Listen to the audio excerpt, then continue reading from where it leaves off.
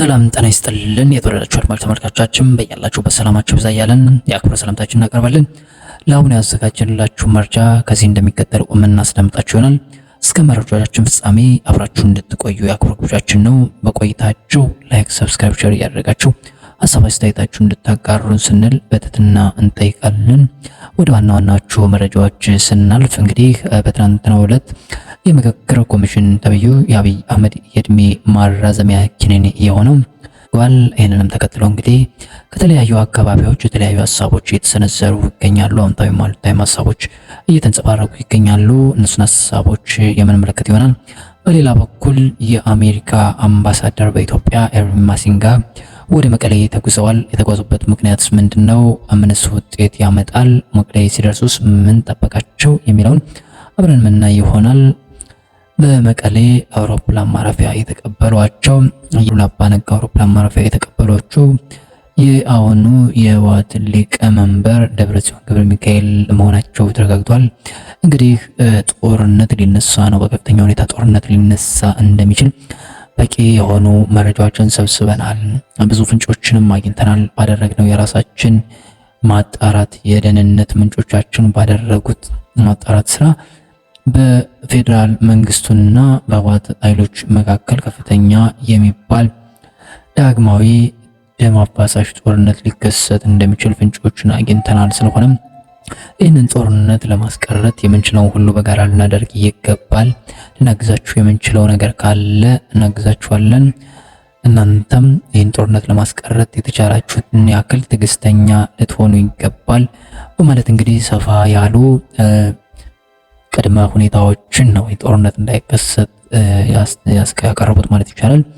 ይህንም ተከትሎ እንግዲህ ከህወሓት በኩል የተሰጡ ምላሾች አብዛኛው የፕሪቶሪያው ስምምነት ይከበር፣ ትግራይ በአሁኑ ሰዓት በማይታይ ድምፅ አልባ በሆነ ድሮን እየተወጋች ነው ያለችው፣ በአንድም በሌላም ዙሪያዋን ታጥራ የትም እንዳትንቀሳቀስ ተወጥራ ትገኛለች። በዚህ መሃል እናቶች፣ አባቶች፣ ህፃናት እየረገፉ ይገኛሉ። የሚላስ የሚቀመስ ያጡ ብዙ ዜጎች በረሃብ እያለቁ ይገኛል። ይህንንም ተከትሎ እንግዲህ አቤታችንን ብናሰማም ምንም የመጣልን ለውጥ ስለሌለ የመጨረሻ አማራጫችን ብለን ያሰብነው ክንዳችን በመሆኑ እንጂ እኛ የጦርነት ሱስ ኑሮብን ጦርነት ልናደርግ ወደን አይደለም። ይህን ጦርነት የምንከፍተው ብንከፍት እንኳን ነገር ግን 4 ኪሎ ላይ የተቀመጠው የስልጣኑን የተቆጣጠረው ኃይል ትግራይን በተለይም ደግሞ ሰማያዊያን ሰሜንን ለማጥፋት የተቻለውን ያክል ጥረት እያደረገ በመሆኑ ይህንን የዘር ማጥፋት ወንጀሉን ለማስቆም ለማስተጓጎል የተቻለን ሁሉ ጥረት ማድረጋችን ይበል የሚያሰኝ ሆኖ ስላገኘ ነው እንጂ እኛ ጦርነት ማድረግ ፍላጎት ኑሮ እንዳልሆነ ከወዲሁ አሜሪካም ትሁን ሌሎች አጋር ሀገራት ምዕራባውያንና ያለን ሀገራት ሊረዱና ሊያውቁ የሚገቡት ጉዳይ እንደሆነ በአጽንኦት ገልጸዋል። የትግራይ ወጣት በአሁኑ ሰዓት ከክልሉ በአንድም በሌላም እየተሰደደ ያለውም ተበሳቅሎ በረሃብ እያለቀ እያቀሰተ ይገኛል። ይህንን ወጣት ከመርገፍ ልንታደገው ግድ የሚለን ሰዓት ላይ በመገኘታችን የትግራይ ህዝብ የጣለብንን ኃላፊነት በትከሻችን ተሸክመን ሌት ተቀን እየታተርን እንገኛለን። ይሁን እንጂ የአንድ ወገን ብቻ ጥረት በቂ ውጤት ሊያመጣ ስለማይችል ከወዲያኛው በኩል አሉታዊና አዎንታዊ ምላሾች የሚሰጡ ሲሆን የእኛን ልፋትና እኛን ጥረት ከንቱ የማድረግም ደግሞ ውጤታማ የማድረግም አቅም አላቸው ብለን እናምናለን።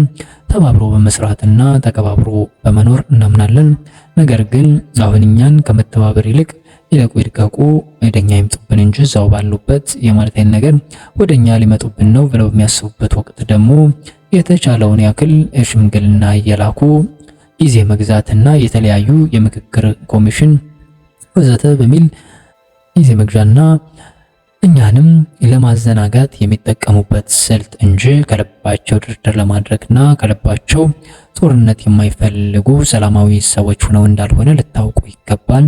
ጦርነት የማይፈልጉ ቢሆን ኖሮ የፕሪቶሪያውን ስምምነት አክብረው እስካሁን የትግራይ ህዝብም ወደ ተፈናቀለበት ቦታ ተመልሶ ወደ ቀዬው ተመልሶ በስነ ስርዓት ኑሮውን እየኖረ በሰላም እርሻውን እያረሰ ገበሬውም ነጋዴውም ንግዱን እየነገደ መኖር ይችል ነበር። አሁን ግን ሲኦል ውስጥ እንዳለች ነፍስ ዙሪያውን በእሳት ታጥረሃል የተባለ ዛቻና ማስፈራሪያ እየደረሰበት ትሻቸው ሰማዩ የኛ ነው ምድሩም የኛ ነው ያሉ እንደ ባዕዳን ሀገር በራሳችን አገር በራሳችን መከላከያ ኃይል እንደ ባዕዳንና እንደ ጠላት እየተቆጠርን በላያችን ላይ የጀትና የድሮን ድምጽ እያጓራ ሲሄድ ማየት የተለመደ ሆኗል።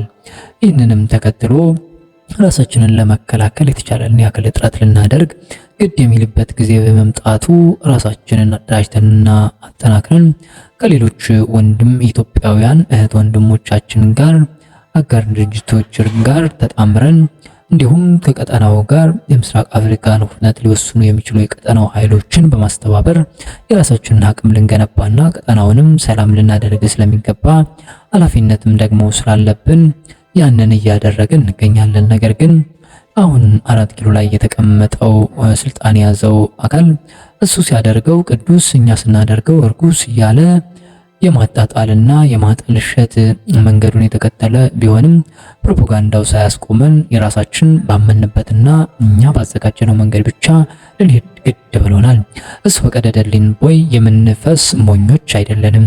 ሀገር የገነባን ሀገር ያቆምን ኢትዮጵያን ኢትዮጵያ ያሰኘን ለሺህ ዓመታት ታሪክ የጻፍን ታላቅ ህዝቦች ነን እንጂ በከንቱ ውዳሴ የራሳችንን የምንኮፍስ ደግሞም ጥላሸት ቢቀቡን ጠቆርን ከሰልም ብለን የማንወድቅ የማንበረከክ መሆናችንን ሊያውቁ ይገባል ሲሉ ሰፋ ያለ ማብራሪያ ሰጥተዋል።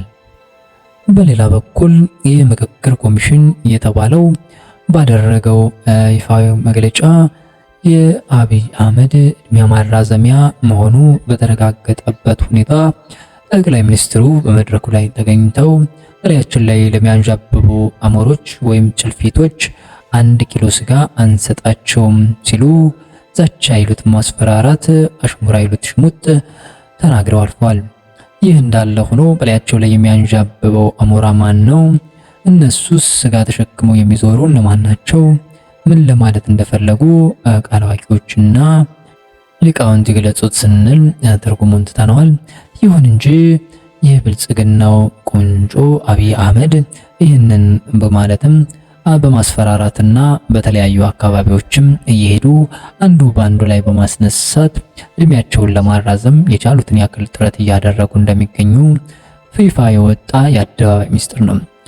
በሰሞኑ ወደ አማራ ክልል ጎጃም ተጉዘው በደብረ ማርቆስ ለማረፊያ ሲማረክ የተናገሩትን ንግግር ብዙሃኖቻችን የምናስታውስ መሆኑ ግድ ነው። በዚህም ንግግራቸው የአማራና የትግራይ ህዝብ ጠላት እንደሆነ አድርገው የገለጹበት መንገድ ሁለቱን ህዝቦች ለማቃቃርና ለማጋጨት የሄዱበት እርቀት ምን ያክል ህዝብን በህዝብ ላይ በማስነሳት እድሜያቸውን ለማራዘም ሀሳባቸው ሰፊ እንደሆነ ያሳየውናል። በህዝብ ደም ላይ እየተረማመዱ የዋኙ የእነሱን የምትንሳፈፍ ጀልባ ወይም ሰማዩን የምትቀዝፍ አውሮፕላን እያሽኮለኮሉ መሄዳቸውን የራሳቸው ካቢኔዎችና አንዳንድ ሚኒስትሮች እየገለጹ ባሉበት በዚህ ሁኔታ እነሱ ግን ለምን አትጋጩልኝም? ለምን ተስማማችሁ? ለምንስ አንድ አይነት ሃይማኖት አንድ አይነት ባህል ለምን ኖራችሁ? ልዩነት ፈጠሩ እንጂ እነሱ እኮ እንዲህ ናቸው፣ እናንተ እኮ እንዲህ ናችሁ፣ አፄ ዮሐንስ እኮ ነው እንደዚህ ያደረገባችሁ እያሉ አንዱም ባንዱ ላይ እያስነሱ አለፍ ሲልም ቦሮ ሜዳ ተባረው ጅማ መጥተው የሚኖሩ የግፉሃን የገፈት ቀማሽ የሆኑ ሰዎች ጋር ነው የሚያደኩት። አይዟችሁ ልፋታችሁንና ድካማችሁን ረዳለሁ፣ ስቃያችሁንም አውቀዋለሁ በማለት የተዛባ ትርክት በመፍጠር ላይ የተመሰረተ የፖለቲካ ሀሳቢያቸው አንዱም በአንዱ ላይ በማስነሳት ከፍተኛ ውጤት ያመጣልኛል ብለው ያሰቡትን ሁሉ ያደረጉ ይገኛሉ። ፋብሞ የቀጠለው ጦርነት በከፍተኛ ሁኔታ መንቀሳቀሻ እንዳሳጣው አገዛዙን እየተገለጸ ይገኛል።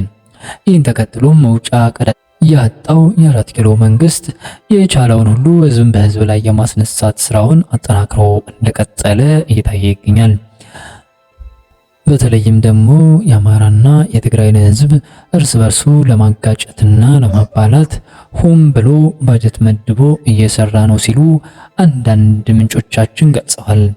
ይህ ሊሆን እንደሚችል የብዙሃኑ ግምት ቢሆንም እኒህ ምንጮቻችን እንደገለጹልን ከሆነ ግን አማራን በአማራ ላይ፣ ትግራይን በትግራይ ላይ ለማስነሳት የቻሉትን ያክል ጥረት እያደረጉ ይገኛሉ።